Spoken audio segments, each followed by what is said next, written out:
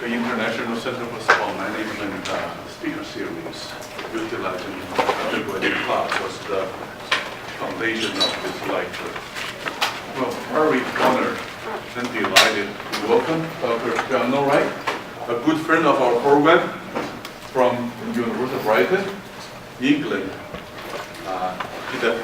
John does have an accent, not because he was born in England. He was actually born in our neighboring state. He was born to be a diehard Gamecocks fan.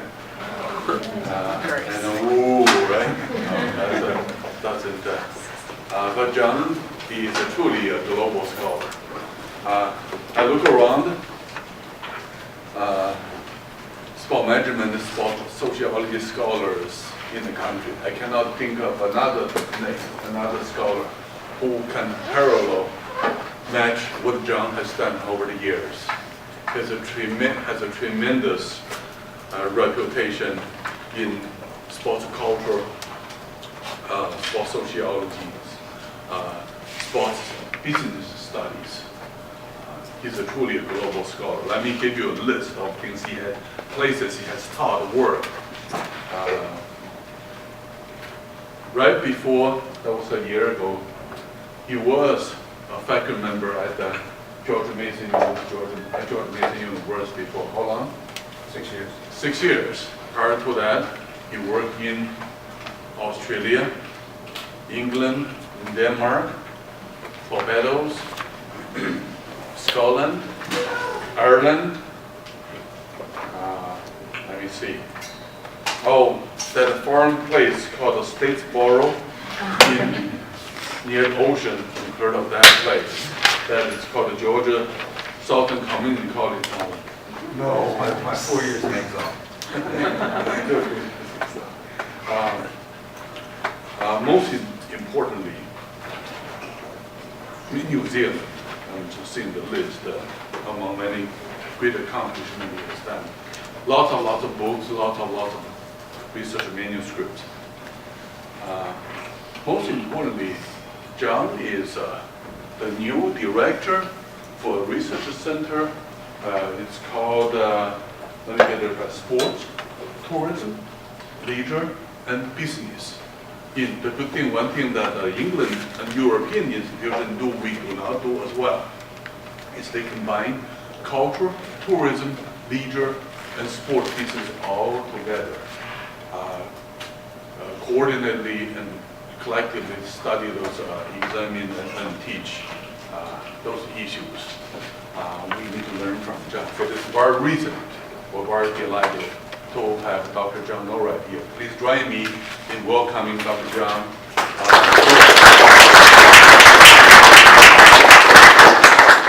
Thank you. That's probably the biggest welcome I'll ever get in Athens, Georgia. I have 2 degrees from the University of South Carolina, and so I was actually born in Louisiana, and so I grew up as a kid being a big LSU fan. And so I've been to see LSU lose to UGA. Actually, every time I go to see UGA play in Athens, they win. So I'd probably be a good asset for the program here. I think that's right, yeah. Because every time I've been to see South Carolina, they've lost. LSU, they've lost.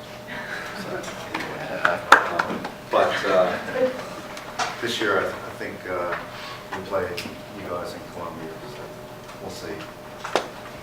We've got that evil coach now, so he's actually pretty good.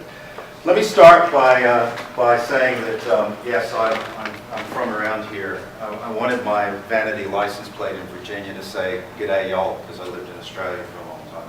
I'm actually a dual citizen. I was naturalized while I lived in Australia for 10 years. So you'll hear a few things come out. I'm not quite, like Crocodile Hunter or, some of those guys you might hear. "G'day, mate. How you going?" No, I don't quite do it that far. But I grew up in North Augusta. Spent a lot of time in Augusta. All of my colleagues are jealous because I get to go to the Masters every time I'm around, and they all want to go. It's like, that's the hardest ticket to get in sports. I really want to go, so maybe I will help them out if they're nice to me. But I've been back in the UK. I taught there before. I used to teach in Scotland. I've been all over. I spent a year in South Africa doing my PhD research. I taught in New Zealand, Denmark, Australia, Barbados. Somebody has to. And then I've just been out in Ghana advising them on their new sport management program. So I've traveled a lot, and that's helped me sort of see the world in a different kind of way. But when I was growing up, just down the road, we didn't know much about international sports, and unless you watch Wild World of Sports on ABC, you didn't even know that sports existed outside of baseball. I see an Atlanta Braves shirt there. Football, meaning American football, basketball, and if you lived up north, ice hockey or hockey. I did my PhD in Canada, so I learned that you don't even need the word ice up there. Hockey is just hockey. And I have to give some of my prejudices out. I became a huge fan growing up with the Montreal Canadiens, so I'm a big fan of them, which has a pretty hardcore fan base. Most all of my Canadian friends are Toronto Maple Leafs fans, so we have a love-hate relationship. And rivalries, as you'll see, are really important. You guys play Clemson your first game, right? Yeah. A lot of my family taught at Clemson, but it's really hard for me in this one because I grew up hating Clemson and hating UGA. Having said that, I'm really honored to be here. I think I lectured in this room maybe in 2001. Did the Ramsey lecture way back when. A lot has changed since then. And a lot is changing as we speak. And a lot is changing for you guys going in to the sports management workplace or the sports field generally. So what I thought I'd talk about today is what sport is like in Europe and what the sports marketplace is like in Europe, and see some similarities and some quite strong differences between the sports marketplace here. So let me start with a couple of quick questions to see where you guys are with this. How many of you have been to Europe? A lot. That's cool. How many of you are from Europe? Where are you from? Bulgaria. Bulgaria. Okay. All right. One legitimate European here. Awesome. Okay. How many of you have seen a professional European sports event? Live? Several. Okay. How many of you can name more than 4 teams in the Premier League in England? Okay, big change over a few years ago where I had students, at least in Statesboro, go, what's the Premier League if I said it out loud? So that's an interesting one. How many of you actively support, or if somebody asked you what your favorite soccer team is, would say a team that plays in England or somewhere else in Europe would be your favorite team? Who do you support? Manchester United. Manchester United. He's out. Okay. Anybody else? Who? Everton. Everton. Okay, that's pretty kosher. That's good. Pretty okay. Manchester City. Yeah, you got the shirt on. Yeah. You're obvious. Arsenal. Arsenal. Does anybody support a team other than Arsenal, Man City, Man United, Chelsea, Liverpool, and the one exception, Everton? Anybody else? Barcelona? Aston Villa. Yes! Awesome! How did that happen? My dad's a huge Aston Villa fan, so I grew up watching it. Okay, I need to get in contact with your dad. I have been an Aston Villa supporter since 1979. And I picked, this is true, and this is how shallow I was when I was 18 years old, 17, 18. I picked the University of South Carolina. This is really bad. Because my mom worked at MCG, so I could have gone in-state tuition at Georgia or South Carolina. Back then, if you did college prep, you actually got into UGA or USC as a matter of course. Much more difficult now, as you guys know, I'm sure. Or at least all my students at Georgia Southern knew because they all wanted to come here. But anyway, I picked South Carolina because they had an exchange program with Warwick University. I looked at the map, and Coventry is very close to Birmingham where Aston Villa plays. So in the old days, I used to go in the stands, they didn't have seats, and you would all stand together and you would sing for 90 minutes. Chants, all kinds of stuff. You know, if you watch movies a lot, you know that people who come from the London area are often called Cockneys. Well, we used to sing Cockney Scum Get Out of Brum, which is short for Birmingham. We had a lot of lectures, and I don't discriminate on any level, but we used to sing very naughty songs about David Beckham and his sexuality or whatever in Villa Park, which was very non-PC, shall we say. We used to sing songs whenever we played Liverpool. We Hate the Scouse, which is the nickname for people from Liverpool, and when we played Everton. So, but it's rare to find a true gem, an Aston Villa supporter, especially because Aston Villa has not won anything in a long time. In fact, I wait every 5 years to get the new commemorative mug for the 20th, 25th, 30th anniversary of when Aston Villa were the champions of Europe. Okay, so you have a fair awareness. Okay. Does anybody know sports that are popular in Europe other than soccer, which in the rest of the world they call football? Because you play with your feet. Right. Okay. Handball? Handball. What kind of handball? Like here? Germany. Like, how many people play? Is it a team or individual? I have no idea. I just know it's popular. Okay, yeah, team sport. Team handball, okay. Oh, I was going to say it's popular in Scotland, right? Handball? Not so much, but Denmark, Sweden, Germany, France. Rugby, okay. England is hosting the Rugby World Cup next year. If you want to come to the University of Brighton next fall, we will be hosting the South African Springboks, which is one of the top rugby teams in the world, and the Samoans on our campuses. And we're playing matches in the stadium, the new stadium we have in Brighton, which is, not on this one, I'll show you the slide later, which is the first time they've ever played elite level rugby in Brighton. And so it's kind of a test market. They're playing at Villa Park, which is Aston Villa Stadium, and up in Newcastle, at Newcastle United Stadium. And I was hoping that there would be a Newcastle supporter here because they're a pretty big club too.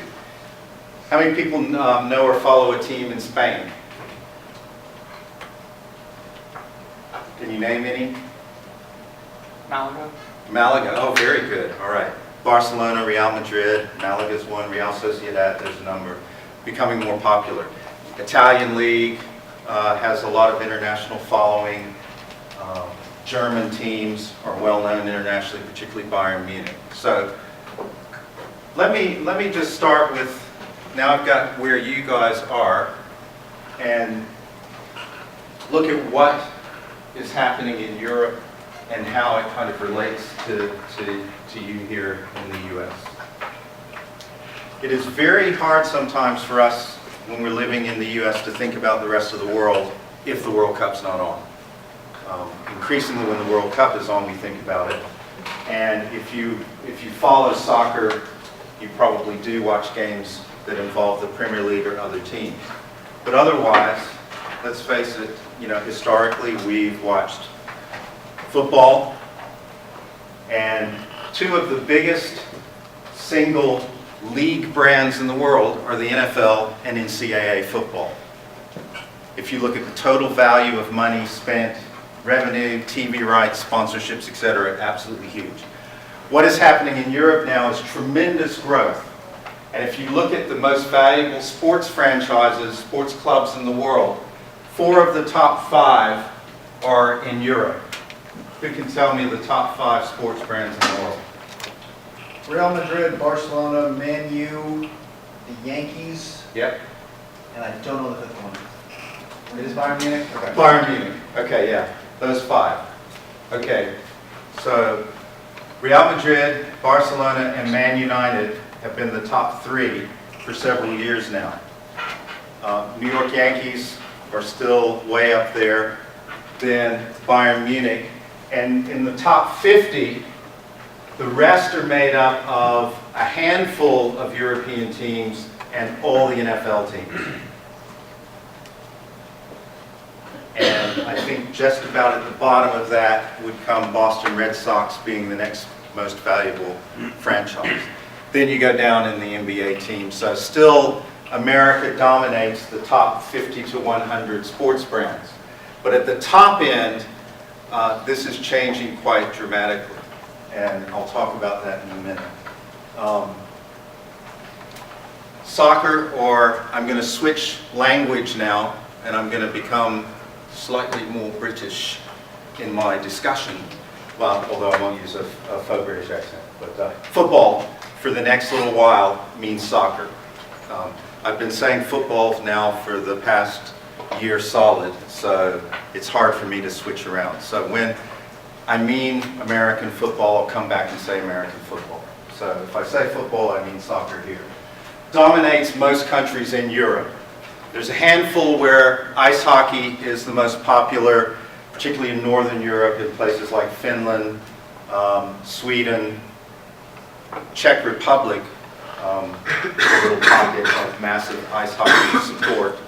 And then there's a fair balance in a couple of other countries like Russia, where ice hockey is huge. And indeed, I'll try to remember to come back to ice hockey in a minute. The KHL, which is based out of Russia, is expanded into other European countries and now has the revenue and the capital to compete for the top European players against NHL teams. And so there's been a change in the dynamics of international hockey that fits into this model. Winter sports are huge, and if you want to understand the differences between American and European sports culture from an American perspective, S.L. Price, who writes a lot for Sports Illustrated, has done a book called Far Afield. He went and took a sabbatical in France to cover European sport for a year and to kind of take a break, recharge. And his insights are really interesting, coming from having been an American sports writer to then talking about sports in Europe. Formula One is huge. Rugby, particularly in the countries of the British Isles and France and Italy. Basketball has become huge in Europe, and the professional basketball leagues are now getting tremendous support, and then feeding in, as you know, to a number of top European players coming to play at college and, of course, at the NBA level. NBA scouts are maybe even have second homes in Serbia, Croatia, and Lithuania. And they're all around Europe looking for players and looking for talent. The sports marketplace is truly global. Team handball, as I mentioned, and professional tennis and golf, European events are tremendously popular and tremendously well funded. I put this up because this is fun. If you ever want to see how quirky Europe can be, try to watch the Eurovision Song Contest. Each country nominates a singing group or individual to compete in Eurovision. And then they go around Europe at the end of the final, and they call each country, which tallies up their votes and reports. Bulgaria, the home of weightlifting, gives you 4 votes to Austria, and then they rank their top votes for each country, and it goes through until they have a winner. So it's very exciting. Millions and millions of people from all over Europe tune in to watch. The winner this year was a bearded transvestite, I think, man with a beard, dressed in woman's clothing from Austria. So it was a quirky act, but beautiful. Everyone voted for it, and one going away.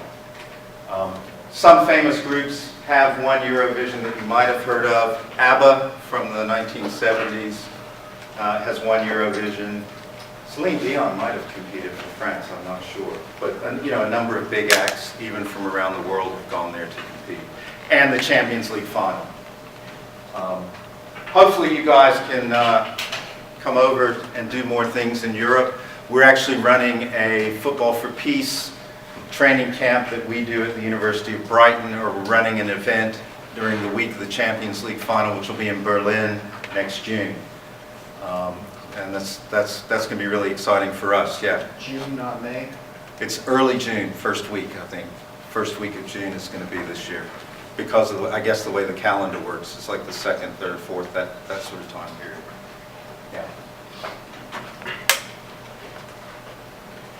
Okay. Now, I want to talk a little bit about the European marketplace and individual countries. Unlike North American sports, European sports leagues are operated in football on a promotion and relegation system. So, in the Premier League, the worst performing clubs can be relegated to the league below the Premier League, the Championship, where they have to play the following season. The best teams from the Championship then get promoted to play in the Premier League. So you have this movement of clubs between leagues depending on their performance. This has become a huge issue because of separate television negotiating rights that the top leagues have taken for themselves. So the Premier League organizes its own TV rights packages in Britain and around the world. A team that's playing in the Premier League can expect something on the order of 20 times the TV revenue that they can get from playing in the Championship. This has led to some clubs actually spending, and I think I come to this later, so forgive me if I jump around a little bit here, but some clubs spend more than 100% of their revenue on player salaries.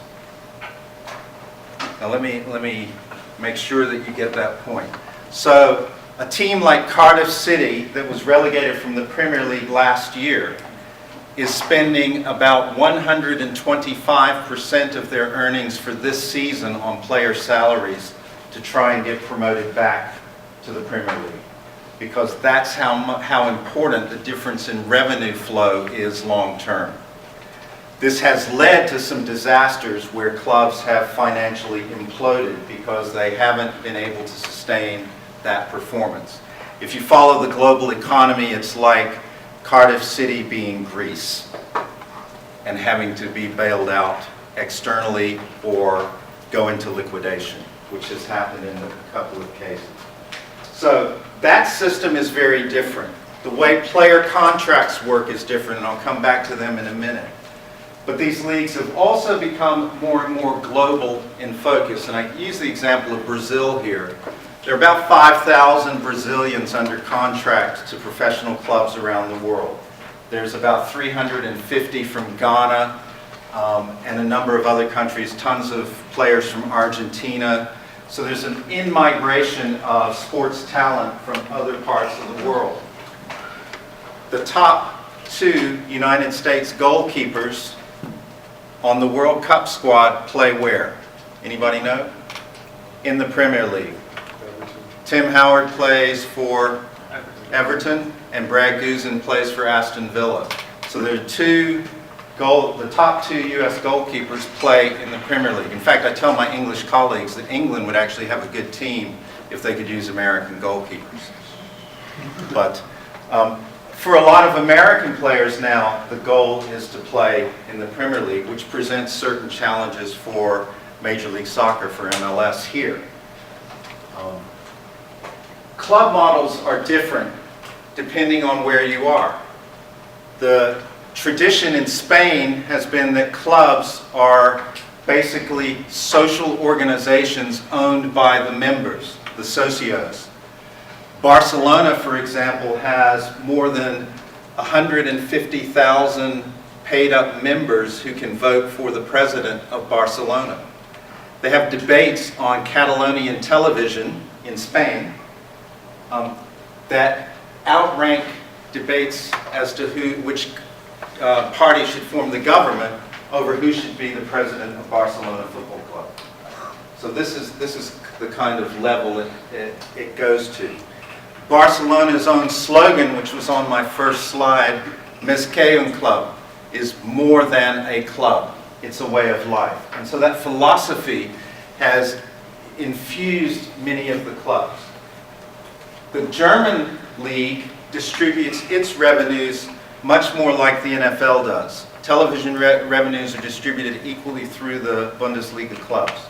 So Bayern Munich, even though it's worth more, gets the same money as Bayer Leverkusen, which is a much smaller club, which is the company club of Bayer Aspirin. If you didn't know that. It's a nice factoid from today. So they distribute the money equally. The Premier League does not. They distribute a portion of the revenues equally, and then the highest proportion goes to the clubs that are shown more often, which happens to be Manchester United, Chelsea, Arsenal, Man City, Liverpool. And so they get more than the other clubs do. So it's a proportion separation. On top of that, the transfer system is different, the way players move between clubs. The way that works is, let's say you are Messi. You heard of him? Yep. Okay, Messi is playing for, who does he play for now? Barcelona. Barcelona. During the World Cup, there were discussions that Paris Saint-Germain wanted to pay 200 million to buy Messi from Barcelona. Some of that money goes to the player, and then some of that money compensates the club for the loss of the player. This was originally set up as a system to control player movement by tying players to an individual club, which gave clubs the sales rights to the players. But what happened early on was that small clubs realized if they had a talented player, they could actually make money and perhaps even survive by selling a player to a bigger club. So for about the last 80 years, there's been a tradition of players coming through smaller clubs and then being bought by the larger club until you get to the top level where the best players are circulating between the 8 or 10 clubs that can afford to compete with each other for the top players. And this has led to a massive inflation in the market. One of the abuses that this has led to is there's now a futures market in players. So let's say, I see Dr. Thompson in the back of the room. Let's say that her son is the best up-and-coming Kenyan player, and I know this. I can say, you know what? I will pay $10 million on the basis that I will make more than 10 million if I control the rights to negotiate the sale of this player. So I get myself registered as a UEFA, that's the governing body for European soccer, or FIFA for World Soccer player agent. I pay this money, which then gives me contract negotiating rights, even though the rights should exist between the club which he plays for and the club which is buying. There's now this facilitating movement of player agents into this market, which is not strictly allowed under the rules, but has become this kind of side market in players. It also means that the agents or the people who buy the futures have more control or say over where the player goes, and this is where it becomes a problem. The other thing that exists in Europe that is very different from the United States is this creature called the European Union. You guys heard of that? Have you ever heard of NAFTA? North American Free Trade Agreement? United States, Canada, Mexico? Okay. NAFTA allows business to move between countries. But, are you from Georgia? I'm from Florida, but... Florida, Georgia. Okay, you're from here. A company could say that I'm not making enough profit in Georgia, so I'm going to take my factory down to Mexico. You can't just go to Mexico and work, or go to Canada and work. The businesses can move. In Europe, it's different. You can move within the European Union. It also means, though, that there are legal issues that exist within individual countries and across the European Union.